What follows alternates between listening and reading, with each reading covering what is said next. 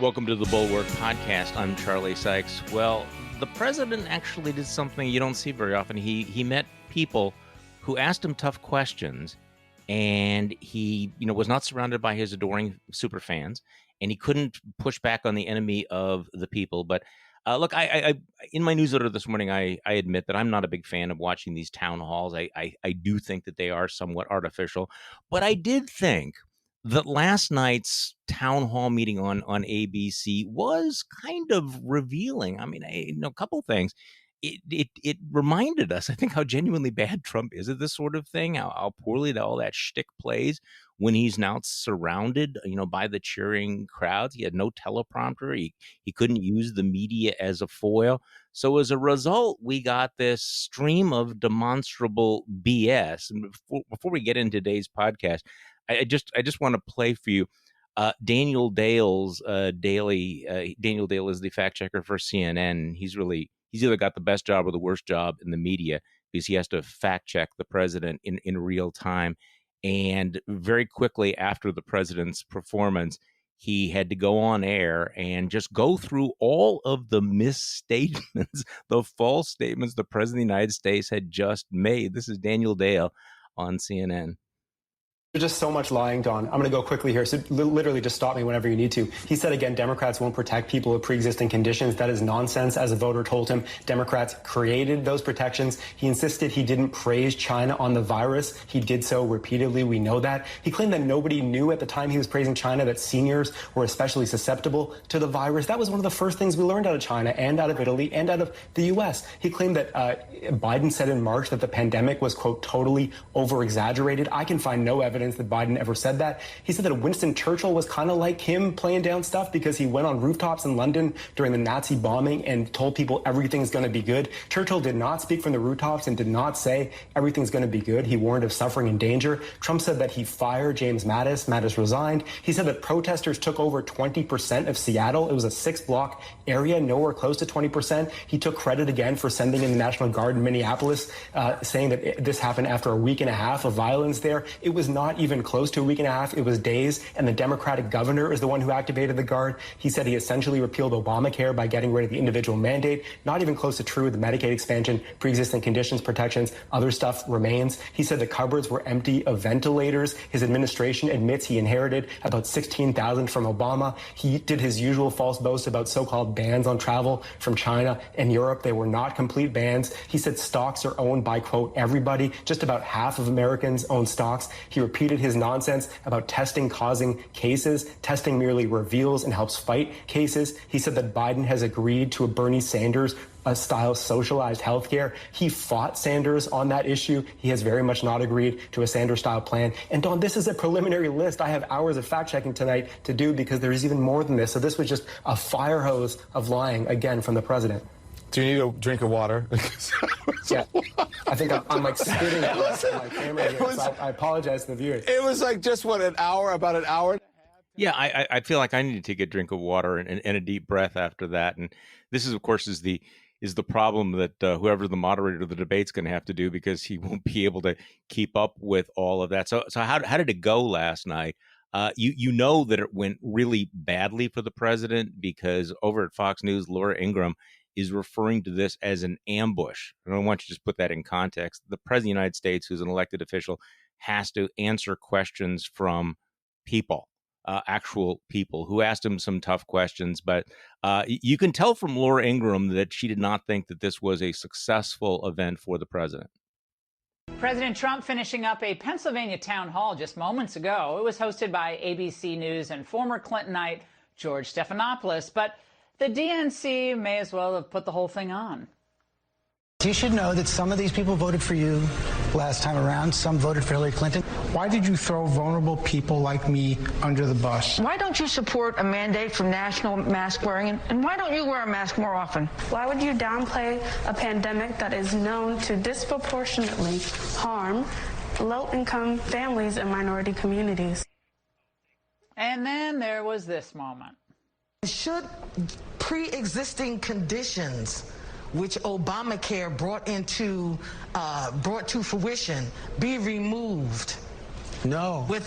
Please stop and let me finish my question, sir. Should that be removed? I hope you are taken seriously. I hope you are. And we are not going to hurt anything having to do with pre-existing conditions. They will not do that because they have socialized. I have to stop you there. You've been trying to strike down pre-existing conditions. I have it already, and it's a much better plan for you, and it's a much better plan. There's no plan. I'm sorry. And then, of course, he came up with the phrase that what we need is herd mentality. He meant herd immunity, but I kind of like herd mentality. So we are 47 days out from the election, and we are joined by Charlotte Alter, who is the national correspondent for Time Magazine. Can you believe, Charlotte, by the way, it's only 47 days, or does that seem like forever? It seems like at once tomorrow away and forever away. It's time is a flat circle. Who knows? No, it does feel that way. And you are in Flint, Michigan today, and you've been doing some interesting reporting, including in Wisconsin. And you know why I really wanted to talk with you, because I'm still haunted by your report out of basically my neighborhood. You came here to Wisconsin after the Kenosha disturbances, the riots, and you talked to a whole lot of people, didn't you? Yeah. So for that story that you're talking about, I talked to about 86 people. Okay, so the thing that I think really spooked folks who read your piece was you came across, and again, I understand that I'm speaking as a Wisconsinite who has some familiarity with southeastern Wisconsin, and before all of this happened, I would have described Wisconsinites as being pretty common sense people, that we were kind of reasonable, well informed, really engaged. But you had an interesting experience because you ran across more than a few people who have gone deep down the rabbit hole of conspiracy theories. So let's just talk about that experience. You're just talking to average people and they look like normal people, and then suddenly you're getting what? Yeah. So, what was, I think, particularly chilling to me about this experience as a reporter is that I was actually there for a different story. I was there to do a story about the suburbs and Kenosha, and whether Trump's message about law and order was going to resonate with suburban voters. You and I talked for that story. Right. And so, I wasn't there looking for conspiracy theories. I was there to talk to people about what happened in Kenosha and their vote. And what surprised me was, I would be going up to people in parking lots, in front of the grocery store, in front of Target, on the street, in, downtown Kenosha or downtown Racine, in front of bakeries, in front, walking down the street in Cedarburg, for example. And just, my strategy for this is just try to talk to every single person that I physically see. And, if somebody doesn't want to talk to me, they don't have to. So, and what was alarming is that, I would start these conversations like, hey, just want to ask your thoughts about the election coming up. Are you planning to vote? Who are you planning to vote for? Tell me why. That would be sort of the way each of these conversations would start. And an alarming amount of the time, people, maybe 3 or 4 minutes in, would say something, for lack of a better word, totally crazy, totally insane, the cabal is pushing Joe Biden and I'm a believer in Q. And, sometimes I would say, what do you think of the response to the coronavirus? And they say, oh, COVID is a hoax. It's just like the flu. No one should be wearing a mask. The ones that were more alarming to me were the ones where it was these QAnon people who firmly, deeply, in their heart of hearts, factually believe that Democrats and Hollywood celebrities and the media are all conspiring in a, quote, cabal to traffic and rape children and drink their blood for a chemical that they believe is in their blood. And can we just stop there for a moment? Yeah. Because okay. So 2 women in Ozaki County. Yes. Okay. So I live in Ozaki County. Yeah. Cedarburg, Wisconsin is about the most wholesome all-America city you can imagine. I mean, this is like Mayberry, USA. Mm-hmm. 2 women, in reading from your piece, 2 women in Ozaki County calmly informed me that an evil cabal operates tunnels under the U.S. in order to rape and torture children and drink their blood. Yes. Okay.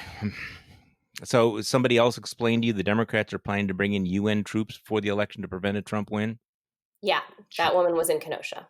So you say it's hard to know exactly why people believe what they believe. Where is this coming from, Charlotte?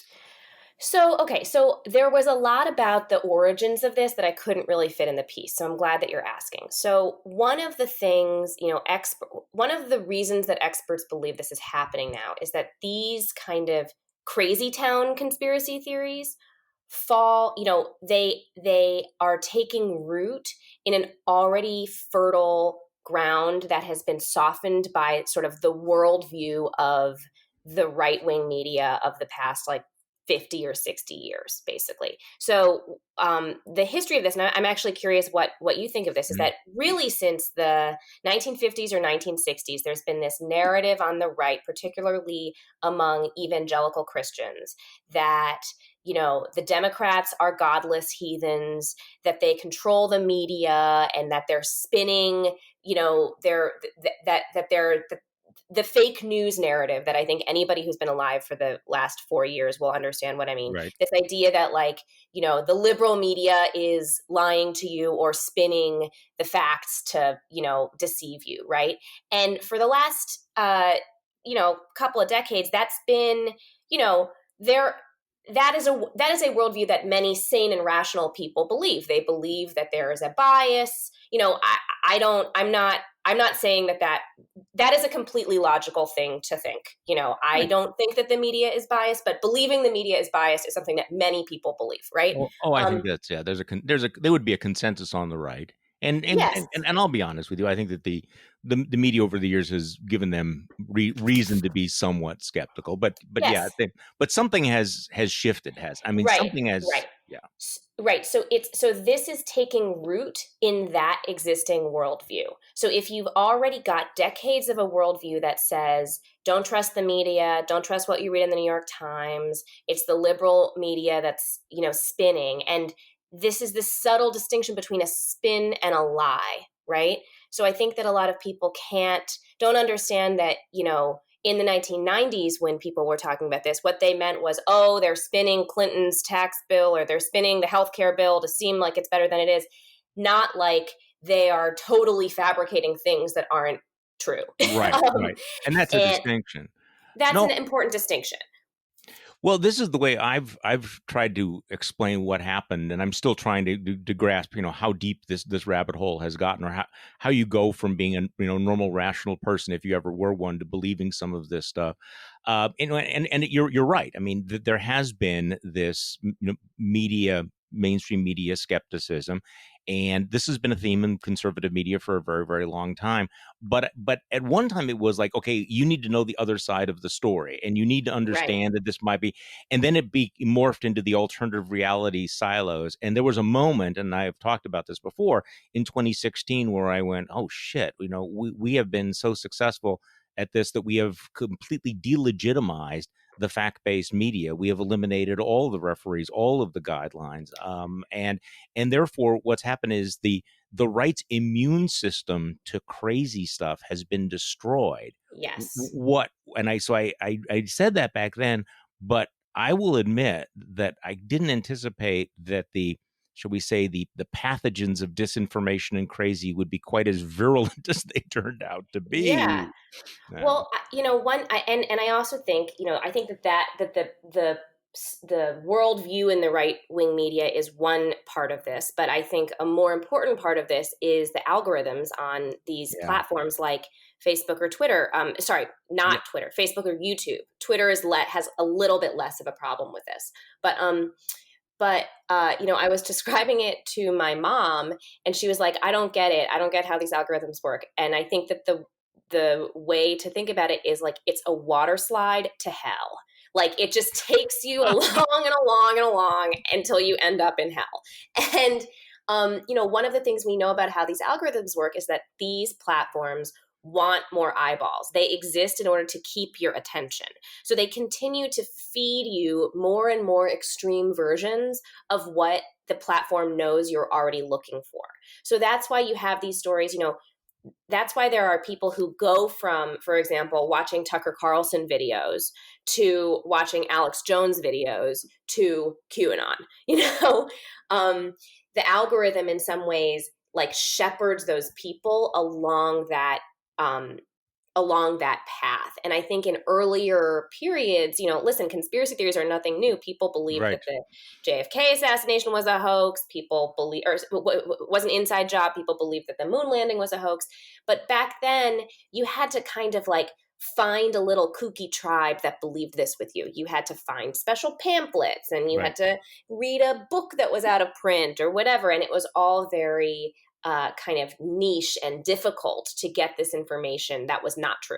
Now these platforms are literally feeding you this information that isn't true, and people are believing it. I read my experience last week was reading your accounts and then watching this new movie, The Social Dilemma. Have you seen this? Because it is exactly what you just described. And you put the two together and you go, oh man, this is, we are really up against this. This is dangerous. And however bad it is, it's going to get worse. It's going to spread. And I think that was one of the revelations of your piece, is how this has spread into, close to like the mainstream, or, Main Street America, things that had been on the fringes. And it's interesting because Robert Costa from the Washington Post had the same experience you had. He was really shocked just to talk to random people in southeastern Wisconsin, and they would find this. By the way, one of the scariest things that you encountered, and I want to ask you about this. Sure. Arthur and Frank explained they're not followers of QAnon. Frank says she spends most of her free time researching child sex trafficking, big on Q. While Arthur adds that he often finds this information on the Russia-owned search engine Yandex. Frank's eyes filled with tears as she describes what she's found. Children who are being raped and tortured so that the cabal can extract their blood and drink it. We talked about that. She says that Trump has seized the blood on the black market as part of his fight against the cabal. And then says this: I think if Biden wins, the world is over, basically, adds Arthur. I would honestly try to leave the country. And if that was not an option, I would probably take my children and sit in the garage and turn my car on, and it would be over. Whoa, Charlotte. Yeah. I mean, listen, my hair stood up on end when she said that. And Charlie, I have to say this, for your listeners, I have a policy, Time Magazine, we have professional fact checkers on staff who check all these facts. I also have a policy of, personally as a journalist, that when I talk to ordinary people who are not celebrities or elected officials or politicians, I like to call them back.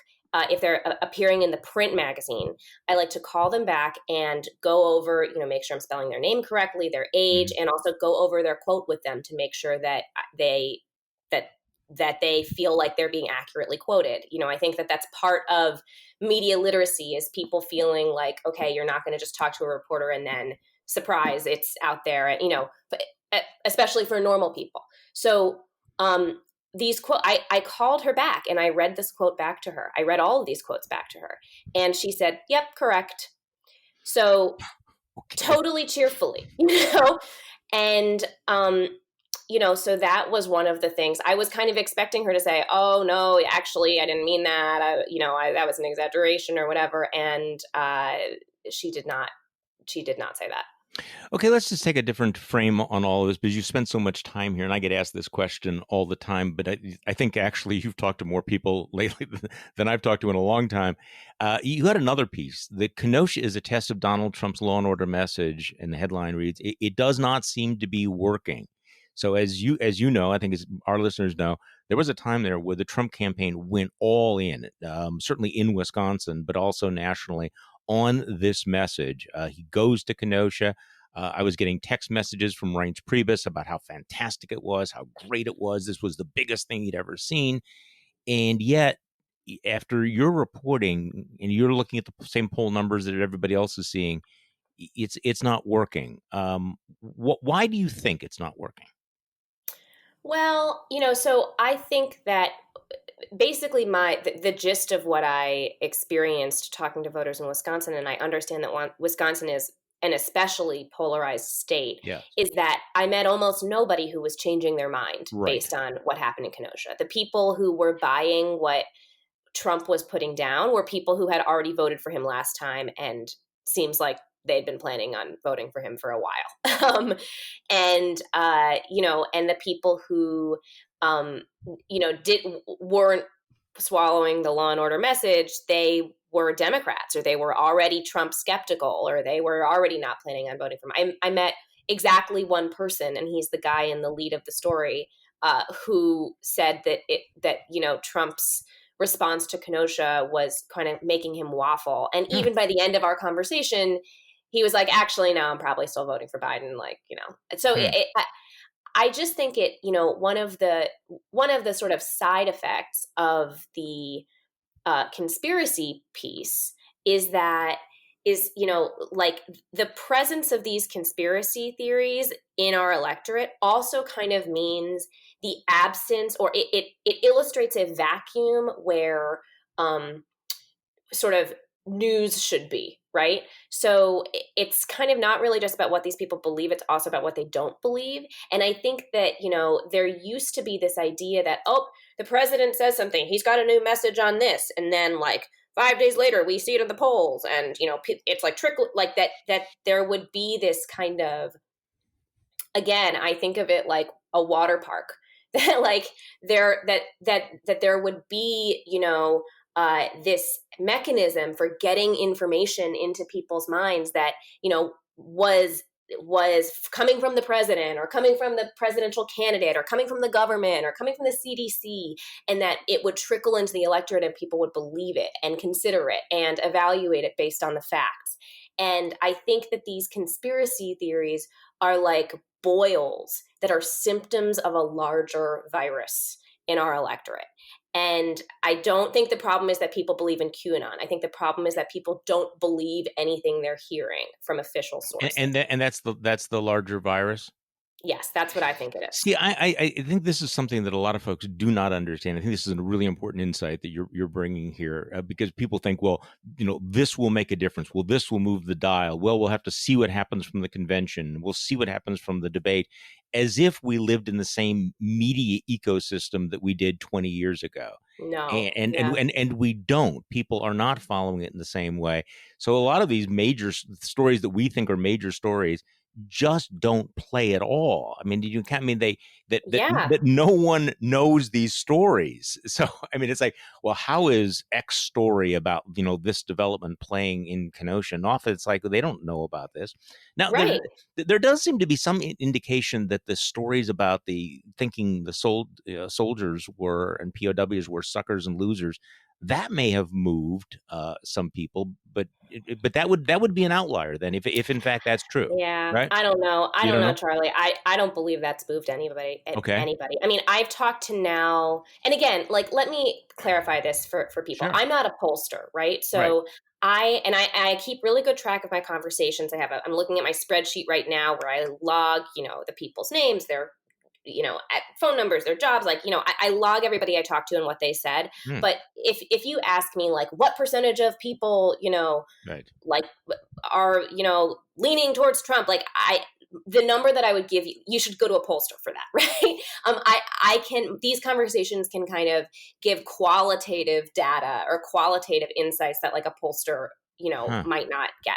But I can tell you, I've now talked to almost 150 people in Wisconsin and now in Michigan, not total in both states, because I'm still working my way through Michigan. And not one person has brought up the suckers and losers comment. Not one. Okay. Not one.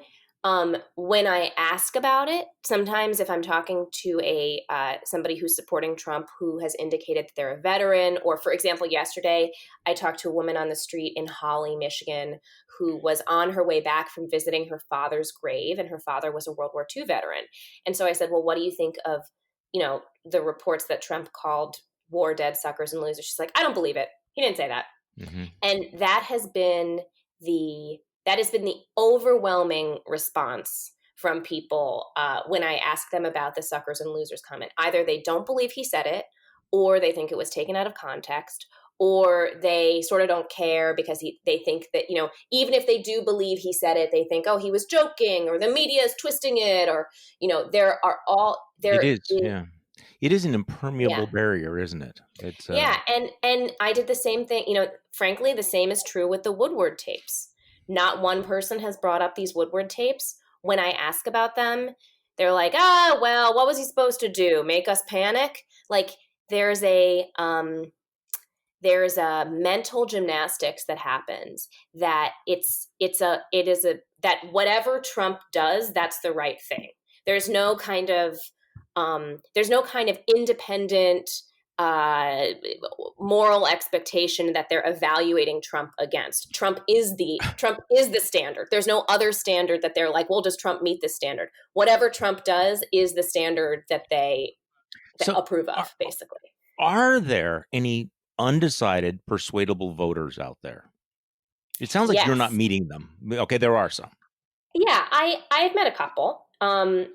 I've certainly met a couple. I think that there are way fewer than we in the media think there are.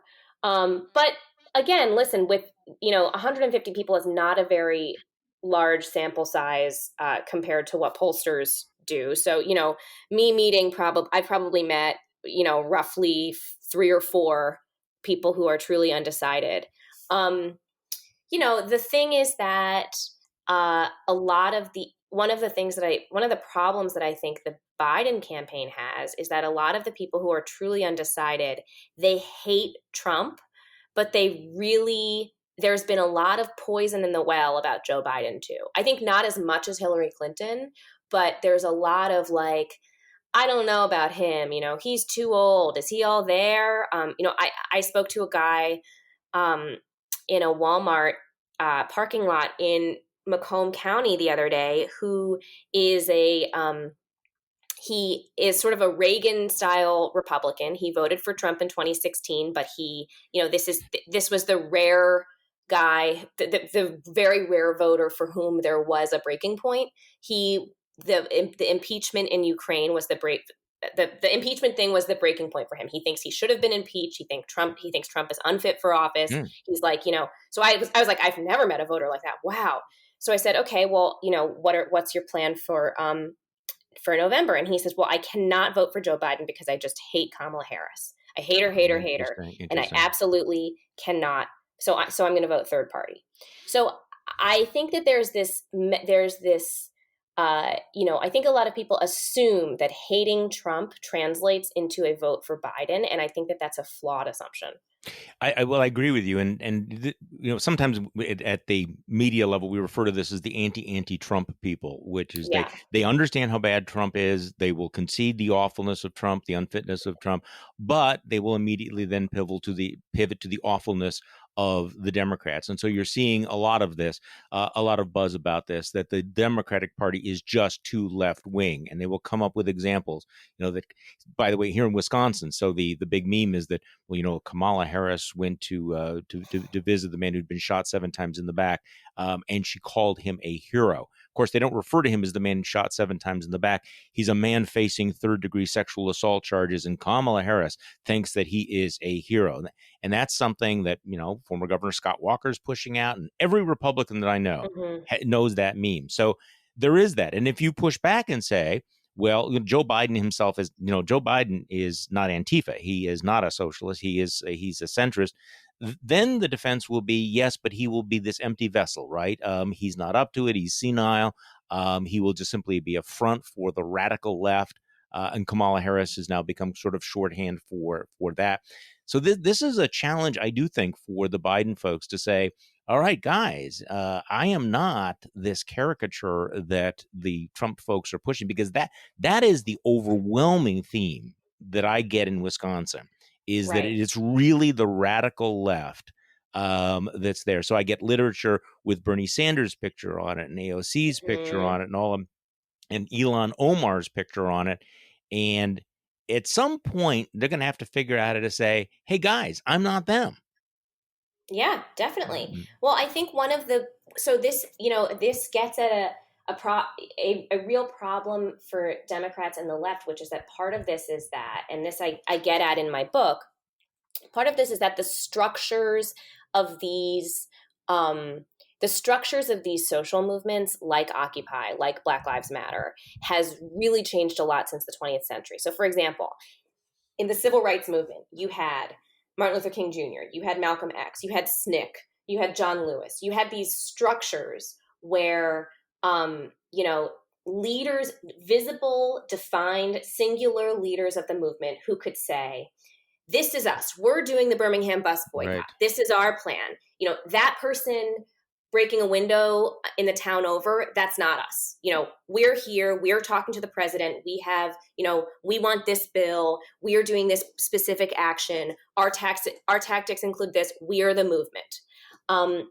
And this is also I think a byproduct of social media, because of the internet, and this has been a strength and also in some ways a weakness. Because of the internet, these movements are totally decentralized and spontaneous. And so, for example, there's no leader of Occupy. There's no Martin Luther King Jr. of the Occupy movement. And there's also no Martin Luther King Jr. of Black Lives Matter. There's no one person who says, I am the leader. This is what we want. This is what we don't want. Here's what we will accept. Here's what we won't accept. When I talk to these activists, they say we have a leaderful movement. And that's been great in a lot of ways because it's contributed to the strength. It means that they've been able to, mount these protests immediately in the aftermath of these police killings. It's made these movements much more nimble, much more widespread. But it also means that it's very, if you have a peaceful protest of 10,000 people in New York City, and then you have 10 people in Kenosha breaking windows or burning down buildings, or 30 people doing that, there's no mechanism to say those people aren't with us. Yeah. We do this. We're the leaders. So I think that makes it a real weakness, because it makes it impossible to distinguish sort of who are the outliers, who are the agitators, who aren't really part of the movement, because there's nobody at the top to say, you're not really with us. So that also then creates that vacuum where you can project whoever you want to be the leader, so that Exactly. Black Lives Matter becomes, in the shorthand, Al Sharpton, Exactly. or Exactly. it becomes the most extreme person that you've ever seen on YouTube. And this is also the power of social media is the especially on the right, you find one outlier, one person, Yes. and that person becomes immensely more famous than you can imagine. Because yes, exactly. that becomes the representative. So last time we talked, I mentioned a tweet that you had, and I wish I had it in front of me, which I thought was really interesting. Because what I want to get to is what people in the media and in politics don't understand about actual voters. There's the assumption that voters engage in sort of linear thought, that A leads to B, leads to C, leads to D. Right. Whereas what you found was that A leads to what? Well, I think I put it like, like A leads to purple, leads to banana, leads to 18. Like, it's just like, it's not, I think here's the way I would put this. I think that sometimes in the media, we have this assumption that by writing this story, this person, like writing this story will change minds in this way. Right. Writing a story about Trump insulting the war dead will cause veterans to hate Trump. Correct. Writing a story about, Trump, has been accused of sexual assault by dozens of women will cause women to dislike Trump. Right. or the other side, writing a story about how, Biden strengthened the Black community will make Black voters like him, or, Biden, and that was a sort of asymmetrical example, Mm-hmm. but that kind of idea of this information leads to this opinion is broken. And so what actually happens? So actually what happens is, how do we get to the banana? It's again, one of the things that's so challenging about this, Charlie, is that I think of it like an unlogic. Yeah. It is not there's no way to get to the banana because there's, I could talk to one person and it would be A leads to purple leads to banana. And then I could talk to their friend and it could be like, A leads to the Beatles leads to chicken soup. Like, like there are people, I talk to some voters who have very established reasons for why they think what they think. And it's completely, it tracks logically. And then I talk to other people, and not even QAnon people, for whom like something has short circuited in the way they are making these decisions and the way they are thinking about this. And it's something like, somebody will say, I can't even come up with an example because there's just so many of them. But listen, I want to stress that I think this is one of the most important insights into American politics. And it's something that I think people who look at it from 35,000 feet don't fully understand, that there's a certain base irrationality. Now, are you saying that people are dumb or they're crazy? No, I'm saying that the logical process doesn't work the way it works on paper and the way you think it works on paper. It is much more. Nice way of putting it would be idiosyncratic. So, I think this is a very important insight that you have here. And I'm sorry, it raises doubts in my mind. And I'm just trying to work through this, the implications of that. As I'm guessing you're kind of trying to, like, what does this mean? Where are we going here? That whether it raises questions about whether the democratic experiment is going well.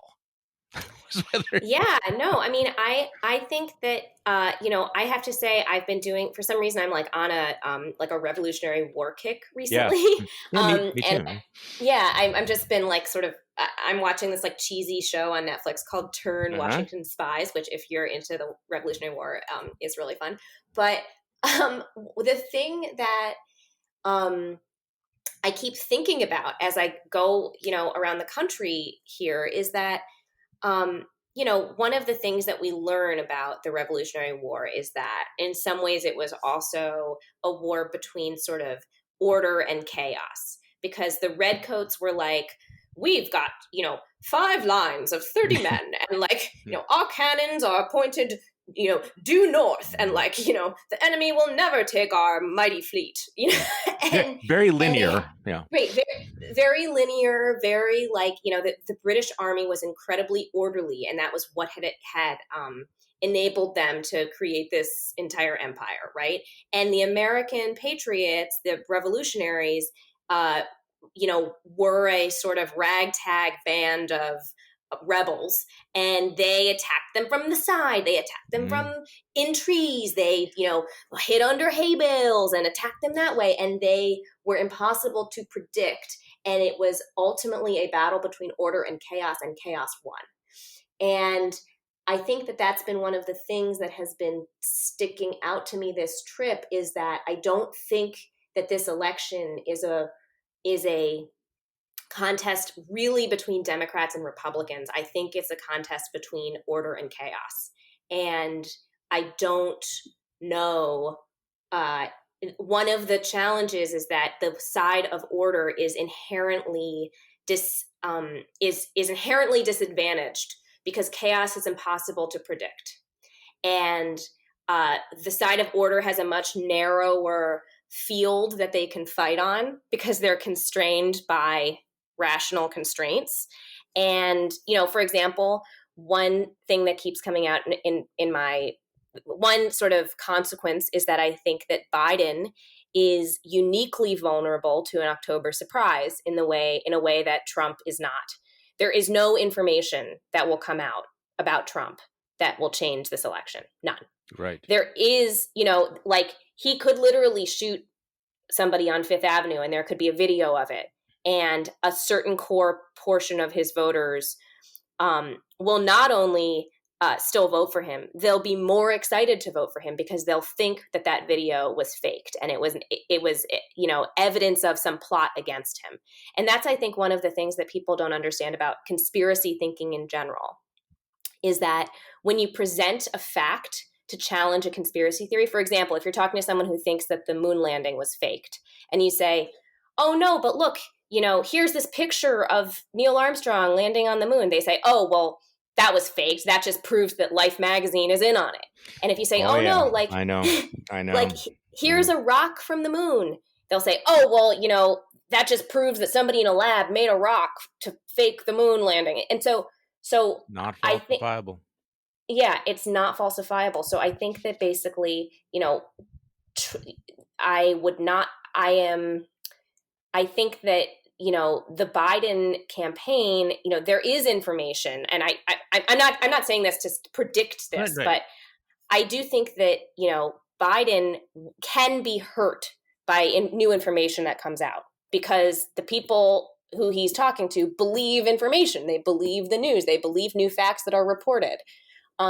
Trump has like a reality shield. He has some kind of force field around him among some of his supporters, not all of them, where there is no fact that can come out about him that will dent their opinion of him. It will only strengthen it. No, I think your view of politics has changed in the last, would you say, 6 weeks, 6 months? Yeah, I mean, so I covered the midterms, and I came away very optimistic after the midterms. I felt that the midterms, really kind of, I thought it was really inspiring that all these kind of ordinary people, many of them ordinary women, many of them young women, kind of like stepped up and got involved in American politics and got their hands dirty and got elected. Like, those are the kinds of stories I love, talking about the transformation from ordinary American citizen to elected official. It's like, that is the miracle of American democracy. And you've written a book about this. I mean, and I do want to get to that. I mean, the book is, for people who want to know, Charlotte Alter's book, The Ones We've Been Waiting For: How a New Generation of Leaders Will Transform America. So that would be the optimistic Charlotte Alter. Yes, that is the optimistic Charlotte Alter. And I think I still, and listen, that book is there's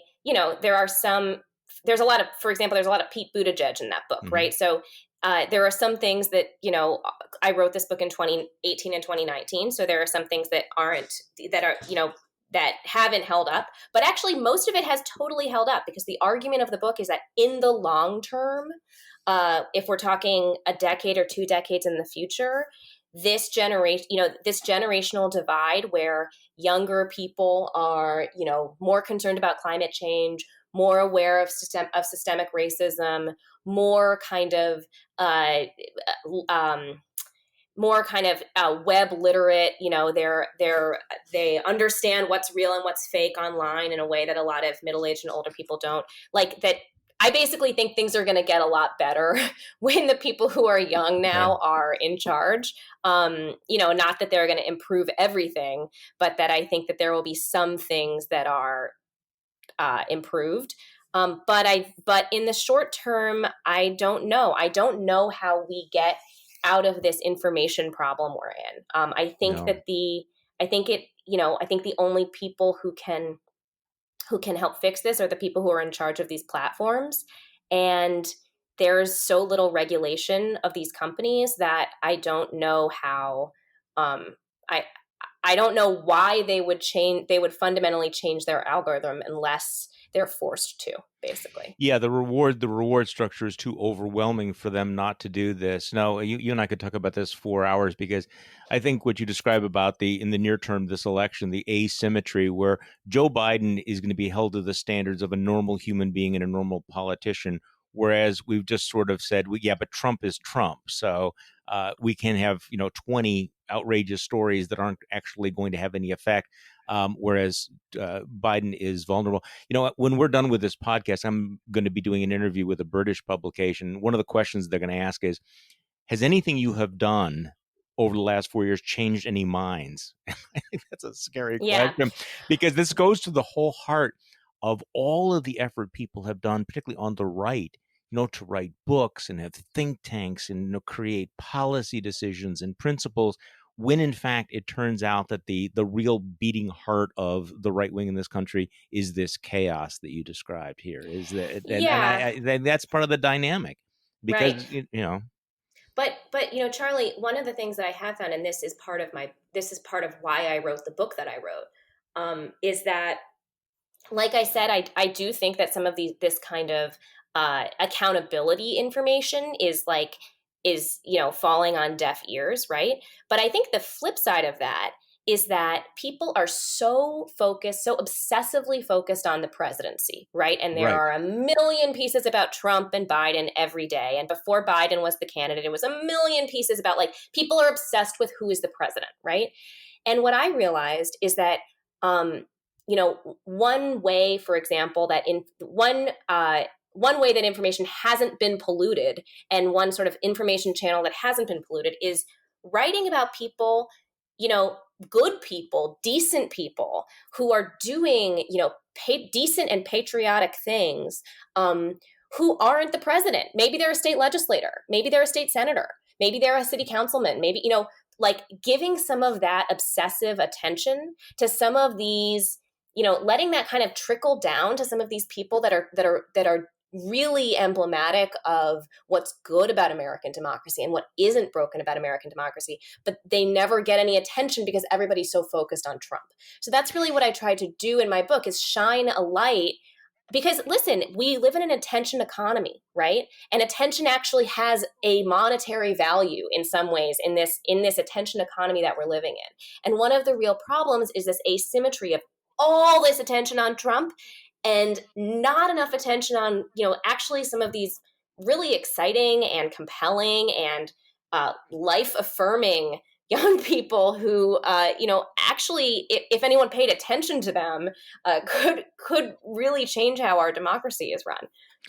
I want to end on a positive note because the rest was so dark. So, Charlotte, we have to have you back on the podcast because this has been absolutely fascinating. And for listeners, Charlotte Alter is the national correspondent for Time Magazine, has been doing some amazing grassroots reporting. I strongly recommend it. And her book is The Ones We've Been Waiting For: How a New Generation of Leaders Will Transform America. Charlotte, thanks so much for being so generous with your time today.